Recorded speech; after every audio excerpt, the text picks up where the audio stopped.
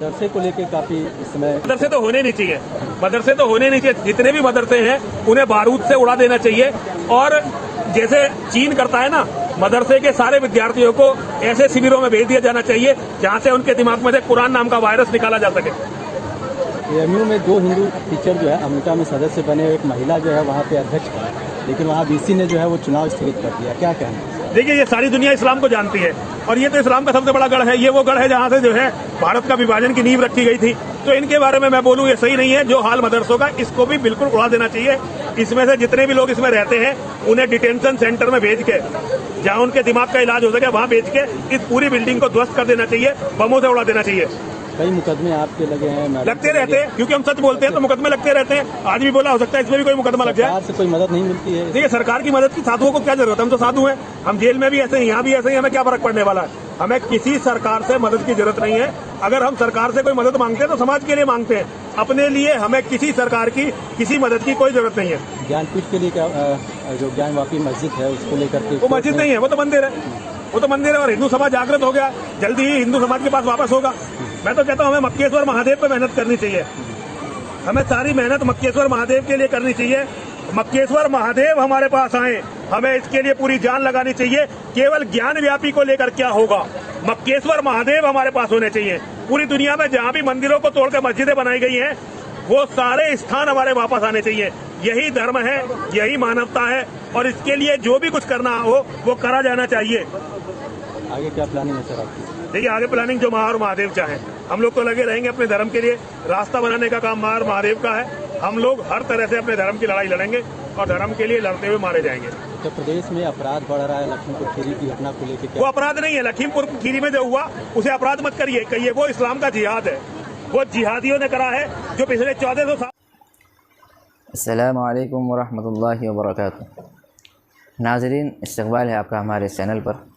जैसा कि अभी आपने वीडियो देखा कि नरसिंहानंद जैसा मलऊन शख्स जो अबू जहल की औलाद है, अबू लहब का पोता है, वलीद बिन मुग़ीरा का नवासा है, क़ारून, हामान, शद्दाद, ये इनके परदादा और जद्द अमजद है।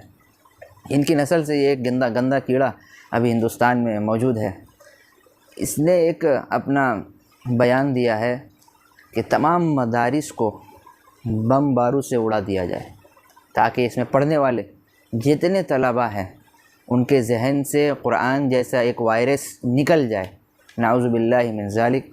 कुरान को उसने वायरस कहा और बम से उड़ाने की मांग की है, अपील की है। इस खबीस से मैं पूछना चाहूँगा, तेरे बाप का मदरसा है ये तू इस तरह की बातें कर रहा है? किसने हक़ दिया? चाहे मस्जिद हो, मदरसा हो, मंदिर हो, किसी को भी उड़ाने की ज़रूरत क्या है? अगर उस इदारे के अंदर, चाहे मस्जिद हो या मंदिर हो या मदरसा हो, अगर वहाँ गलत लोग बस रहे हैं, गलत काम उसके अंदर अगर हो रहा है, तो आप उसका सफाया कीजिए, उसके ऊपर आप कार्रवाई कर सकते हैं। आप डायरेक्ट मदरसे को उड़ा देंगे, मस्जिदों पे हमला कर देंगे, मंदिरों को तोड़ देंगे, किसी भी धर्म के इबादत खाना को तोड़ना ये कानूनन जुर्म है। अगर तू हिंदुस्तान के संविधान के मुताबिक चलता तो आज तू जेल न जाता। सबसे पहले टी राजा सिंह जेल जा चुका है। नंबर 2 पे जितेंद्र नारायण त्यागी, ये भी जेल जा चुका है। अब तीसरे नंबर पे दोनों का बाप जा रहा है जेल पे, नरसिंहानंद सरस्वती, ये दोनों का बाप है। ये भी जेल में गया। मतलब पूरा एक ख़ानदान, पूरी एक जमात, शैतानी लश्कर आज जेल रवाना हो चुका है। मैं हिंदुस्तान के संविधान के मुताबिक सरकार से और जिन लोगों ने इसे गिरफ़्तार किया है तमाम का शुक्रिया अदा करते हुए मैं भरोसा करता हूँ कि इनके ख़िलाफ़ सख्त कार्रवाई की जाएगी और इनको उम्र कैद सज़ा सुनाई जाएगी, ताकि ये लोग जो आतंकवादी हिंदुस्तान के अंदर फैला रहे हैं इससे हम सब बच जाएं, इसके शर से, इसके फितने से हम सब की हिफाजत हो जाए। ये ना तो साधु है, ना कोई बाबा है, ना कोई पंडित है, किसी भी एंगल से नहीं लगता। ये आतंकवाद है हिंदुस्तान के अंदर। ये ना हिंदू धर्म का है ना मुस्लिम धर्म का है।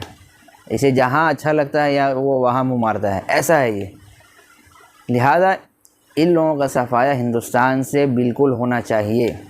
रहा मसला मदरसे का, याद रखिए कि मदरसे की एक तारीख़ है।